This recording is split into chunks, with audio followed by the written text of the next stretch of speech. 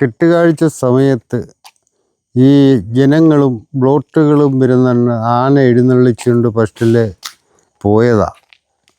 പിന്നെ എഴുന്നള്ളത്തുമായിട്ട് പിന്നെ എഴുന്നള്ളത്തും ഇത് ഇറക്കി ആനേനെ ഒതുങ്ങിയ ഭാഗത്ത് ഈ കെട്ടുകാഴ്ച വന്ന് തിരക്കൊഴിയുന്ന വരെ തളയ്ക്കാനുള്ളത് കമ്മിറ്റിക്കാർക്കും അതിൻ്റെ ഉത്തരവാദിത്വം ആനപ്പാപ്പാനുമുണ്ട്.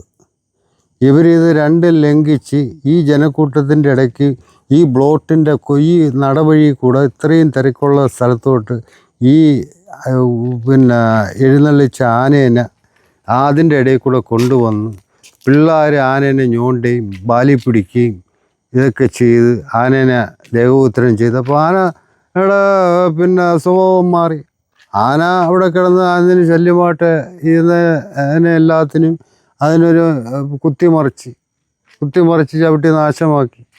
അതിൽ ഈ പെരണ്ടോടി നമ്മുടെ കുറേ ആൾക്കാർ ഇതെല്ലാം കൂടെ ആന പുരണ്ടി എന്നും പറഞ്ഞുകൊണ്ട് ഓടി കൂട്ടി പലയിടത്തും വീണ് ജനങ്ങൾക്ക് മാരകപരമായിട്ടുള്ള പരിക്കുകളും അവിടെ കിടന്ന് ജീവിക്കാൻ വന്ന പാവപ്പെട്ട കച്ചവടക്കാരുടെ വണ്ടികളെല്ലാം നശിപ്പിച്ചും സാധനങ്ങളെല്ലാം നശിപ്പിച്ചും ഇതിൻ്റെ ഉത്തരവാദിത്വം ആനപ്പാപ്പാനും കമ്മിറ്റിക്കാരും അത് പറഞ്ഞേ പറ്റും. സംഭവിച്ച ആന പെട്ടെന്ന് ഓടി വരുമായിരുന്നോ?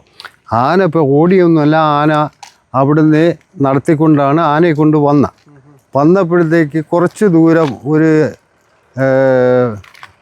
50 പിന്നെ 100 മീറ്റർ ആയപ്പോഴത്തേക്ക് ഈ തിരക്കിൻ്റെ ഇടയിൽ ബ്ലോട്ടും തിരക്കും ഇതിൻ്റെ ഇടയിൽ കൂടെ ആനയെ കൊണ്ട് കയറി. ജനങ്ങളും ഒരു സൈഡിൽ 2 സൈഡിൽ ജനങ്ങളും ഈ കൊച്ചു റോട്ടിൽ ബ്ലോട്ട് മാത്രം പോകാവുന്ന ഈ റോട്ടിൻ്റെ ഇടയിൽ കൂടെ